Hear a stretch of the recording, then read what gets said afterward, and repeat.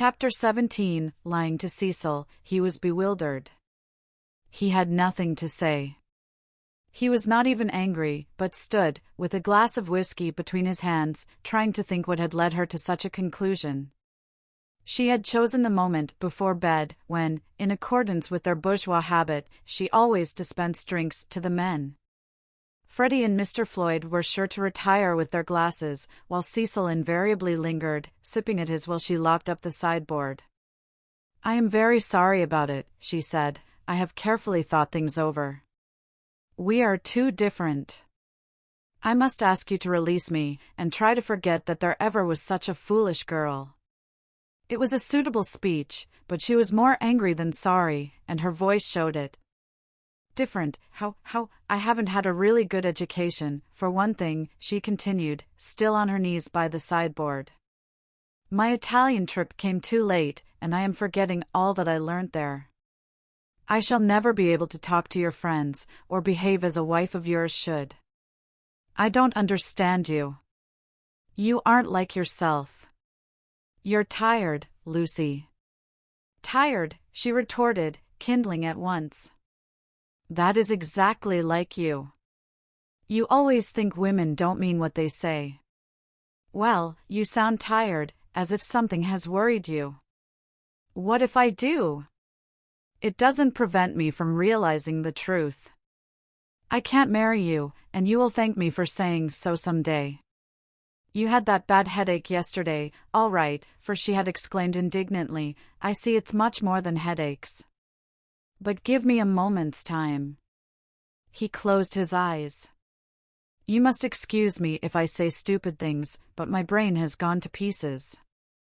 Part of it lives 3 minutes back, when I was sure that you loved me, and the other part, I find it difficult, I am likely to say the wrong thing." It struck her that he was not behaving so badly, and her irritation increased. She again desired a struggle, not a discussion.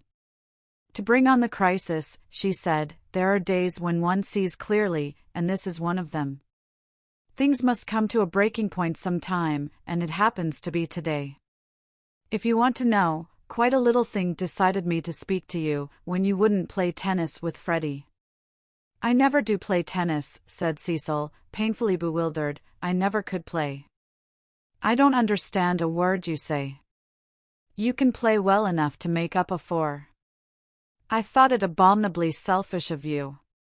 "No, I can't. Well, never mind the tennis.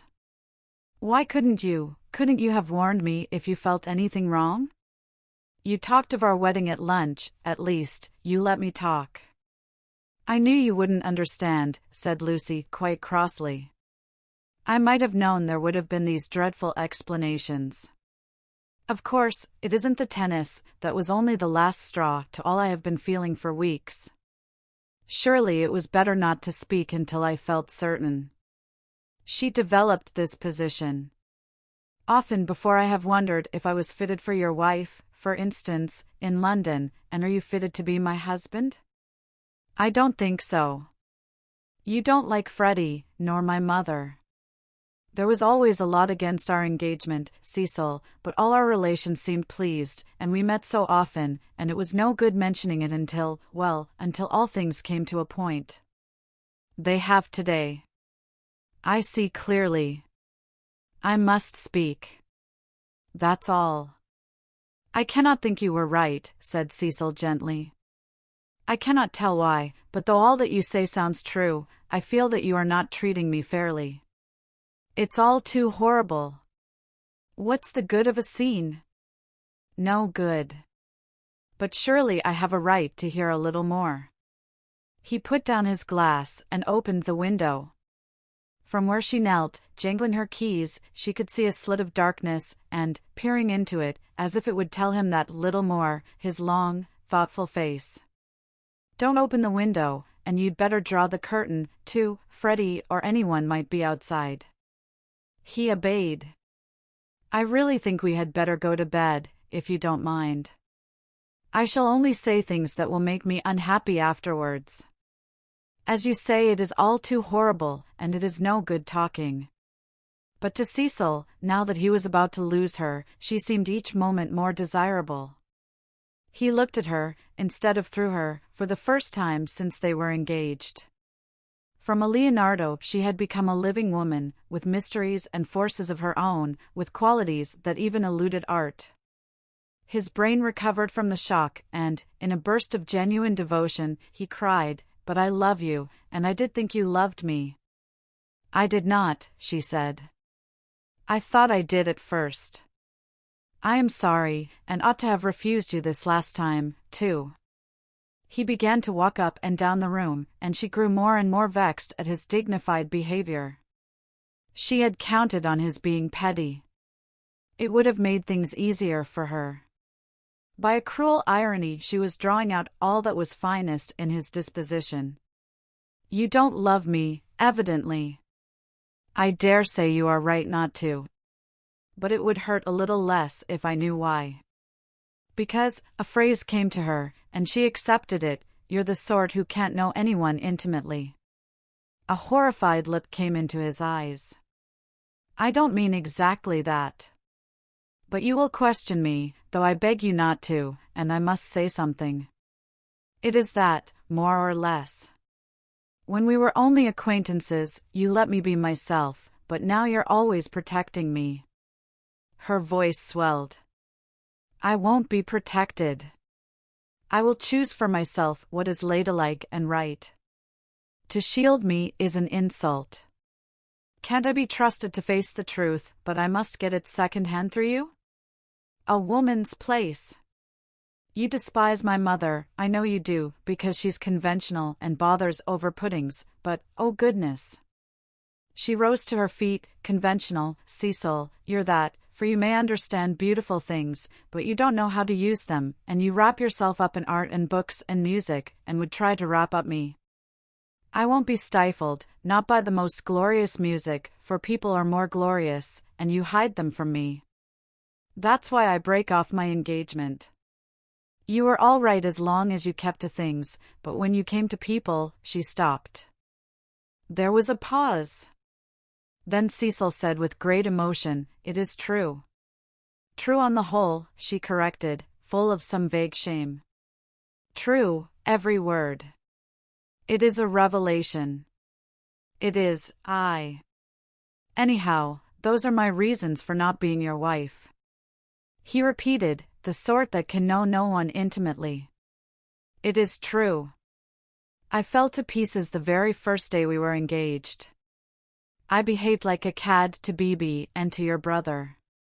You are even greater than I thought." She withdrew a step.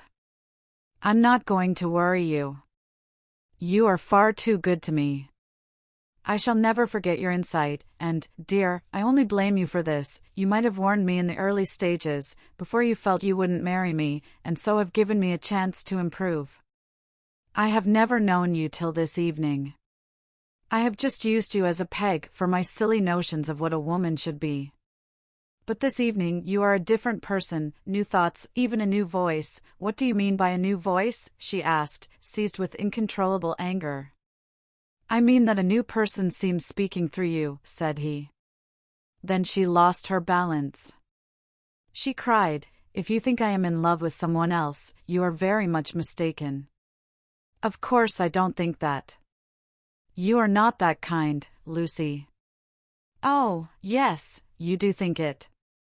It's your old idea, the idea that has kept Europe back. I mean the idea that women are always thinking of men. If a girl breaks off her engagement, everyone says, 'Oh, she had someone else in her mind, she hopes to get someone else.' It's disgusting, brutal. As if a girl can't break it off for the sake of freedom." He answered reverently, "I may have said that in the past. I shall never say it again. You have taught me better." She began to redden, and pretended to examine the windows again. "Of course, there is no question of someone else in this, no jilting or any such nauseous stupidity. I beg your pardon most humbly if my words suggested that there was. I only meant that there was a force in you that I hadn't known of up till now." "All right, Cecil, that will do. Don't apologize to me. It was my mistake. It is a question between ideals, yours and mine, pure abstract ideals, and yours are the nobler. I was bound up in the old vicious notions, and all the time you were splendid and new. His voice broke. I must actually thank you for what you have done, for showing me what I really am. Solemnly, I thank you for showing me a true woman. Will you shake hands? Of course I will, said Lucy, twisting up her other hand in the curtains. Good night, Cecil. Goodbye. That's all right. I'm sorry about it. Thank you very much for your gentleness. Let me light your candle, shall I? They went into the hall. Thank you. Good night again. God bless you, Lucy. Goodbye, Cecil. She watched him steal upstairs, while the shadows from 3 banisters passed over her face like the beat of wings. On the landing, he paused strong in his renunciation, and gave her a look of memorable beauty. For all his culture, Cecil was an ascetic at heart, and nothing in his love became him like the leaving of it. She could never marry. In the tumult of her soul, that stood firm. Cecil believed in her, she must some day believe in herself. She must be one of the women whom she had praised so eloquently, who care for liberty and not for men. She must forget that George loved her, that George had been thinking through her and gained her this honorable release, that George had gone away into, what was it, the darkness. She put out the lamp. It did not do to think, nor, for the matter of that, to feel. She gave up trying to understand herself, and joined the vast armies of the benighted, who follow neither the heart nor the brain, and march to their destiny by catchwords. The armies are full of pleasant and pious folk. But they have yielded to the only enemy that matters, the enemy within. They have sinned against passion and truth, and vain will be their strife after virtue. As the years pass, they are censured. Their pleasantry and their piety show cracks, their wit becomes cynicism, their unselfishness hypocrisy, they feel and produce discomfort wherever they go. They have sinned against Eros and against Pallas Athene, and not by any heavenly intervention, but by the ordinary course of nature, those allied deities will be avenged. Lucy entered this army when she pretended to George that she did not love him, and pretended to Cecil that she loved no one. The night received her, as it had received Miss Bartlett 30 years before.